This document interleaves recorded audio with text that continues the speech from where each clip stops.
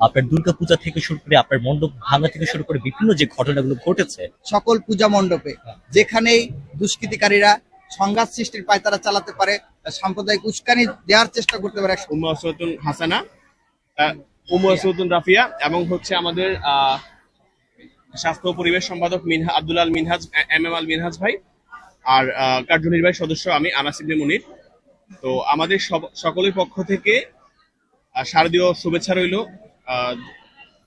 সবার প্রতি।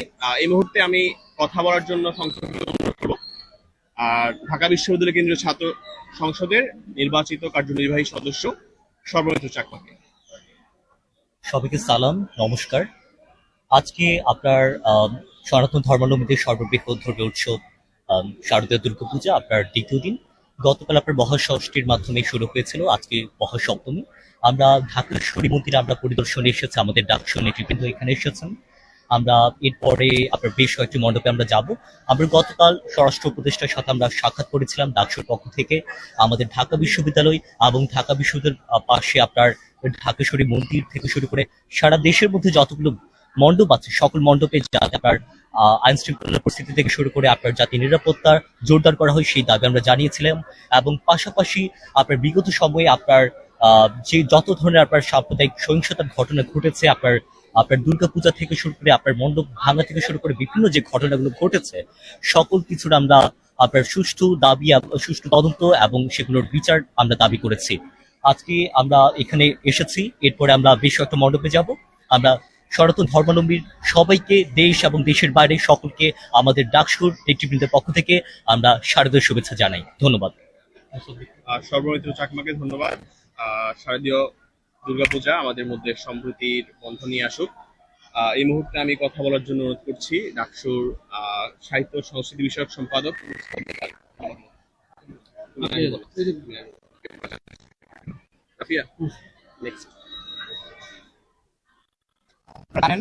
সনাতন ধর্মের সর্ববৃহৎ ধর্মীয় উৎসব করে এক শ্রেণীর অসাধু ব্যক্তি দুষ্কৃতী চেষ্টা করেন এখানে সংঘাত সৃষ্টি করে বহির্বিশ্বের কাছে বাংলাদেশের নেতিবাচক ভাবমূর্তি উপস্থাপন করার জন্য।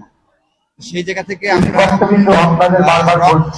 রক্তাক্ত শারদের ঘটনা দেখেছি 2021 এই ধরনের অনেক ঘটনাই ঘটেছে।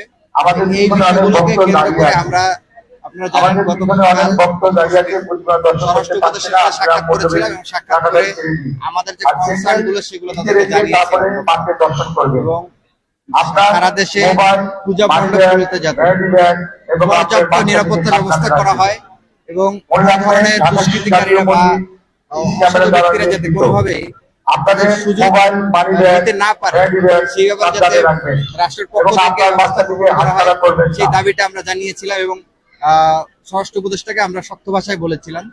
তো স্বরাষ্ট্র উপদেষ্টা আমাদেরকে কথা দিয়েছিলেন যে তিনি সারা দেশে যতগুলো পূজা মণ্ডপ রয়েছে সবগুলো পূজা মণ্ডপের নিরাপত্তার ব্যাপারে সার্বিক যে পদক্ষেপগুলো নেওয়া প্রয়োজন সেটি ওনারা গ্রহণ করবেন। আপনারা জানেন ঢাকেশ্বরী মন্দির ঢাকার সর্ববৃহৎ পূজা মণ্ডপ, সেই মণ্ডপে আমরা আজকে এসেছি ডাকসুর পক্ষ থেকে, যেহেতু এটা আমাদের ঢাকা বিশ্ববিদ্যালয় খুবই নিকটবর্তী। তো আমরা এখানে এসেছি পূজা মণ্ডপ সার্বিকভাবে পর্যবেক্ষণ করার জন্য, পরিস্থিতি দেখার জন্য যে কি অবস্থা বিরাজ করছে এখানে। আপনারা দেখেছেন যে বাংলাদেশের যে হাজার বছরের সম্প্রীতি, সাম্প্রদায়িক সম্প্রীতির যে নজির রয়েছে, দৃষ্টান্ত রয়েছে, সেটার রূপ কিন্তু আমরা এখানে দেখতে পেলাম যে আজানের সময় কিন্তু ঢাকের ধ্বনি এখানে অফ করে রাখা হয়েছে। এই যে আপনার সাম্প্রদায়িক সম্প্রীতির যে নমুনা, সেটা আশা করি পুরো বাংলাদেশকে পথ দেখাবে এবং পুরো বাংলাদেশের সাম্প্রদায়িক সম্প্রীতির পথ চলা, সম্প্রীতির সম্পর্ক নির্মাণে একটা ভূমিকা রাখবে বলে আমরা। এবং এরই পাশাপাশি আমরা এখানে কথা বলেছিলাম আয়োজকদের সাথে, এখানে পর্যাপ্ত সিসিটিভি ফুটেজের ব্যবস্থা করা হয়েছে যাতে কোনোভাবেই কোনো ধরনের স্যাবোটেজের ঘটনা না ঘটতে পারে এবং প্রতিটা বিষয় যাতে পর্যবেক্ষণের মধ্যে থাকে। এবং পাশাপাশি আপনার আমরা যেটি কনসার্নটা জানিয়েছিলাম স্পষ্ট ভাষায় যে পূজার কেন্দ্র করে বা পূজা উৎসবকে কেন্দ্র করে যে সংঘাতের সাম্প্রদায়িক উস্কানি দেওয়া হয় এবং বিভিন্ন ধরনের সংঘাত সৃষ্টির পায়তারা চালানো হয়, সেগুলোকে যদি শক্ত ভাষায় দমন করা যেত তাহলে এই ধরনের ঘটনার পুনরাবৃত্তি আমরা দেখতে পেতাম না। তো পূজার পূর্বে, শুরু হওয়ার পূর্বে আমরা কয়েকটা জায়গার খবর পেয়েছিলাম, গাজীপুর এবং আরো কয়েকটা জায়গায়। তো সেই বিষয়গুলো আমরা স্বরাষ্ট্র উপদেষ্টাকে জানিয়েছি যে তারা যাতে খুব কঠোরভাবে ব্যবস্থাগুলো গ্রহণ করে এবং দৃষ্টান্তমূলক ব্যবস্থা গ্রহণ করে, যাতে করে আর কেউ পরবর্তীতে আর কোনো দুষ্কৃতিকারী এই ধরনের সাহস না দেখায়। আমরা আপনাদের মাধ্যমে পুরো দেশবাসী এবং ছাত্র সমাজের কাছে আহ্বান জানাবো, সারা দেশের সকল পূজা মণ্ডপে যেখানেই দুষ্কৃতিকারীরা সংঘাত সৃষ্টির পায়তারা চালাতে পারে, সাম্প্রদায়িক উস্কানি দেওয়ার চেষ্টা করতে পারে, সংঘাত সৃষ্টির চেষ্টা চালাতে পারে, সেখানেই আপনারা ঐক্যবদ্ধভাবে এই দুষ্কৃতিকারীরা প্রতিহত করুন।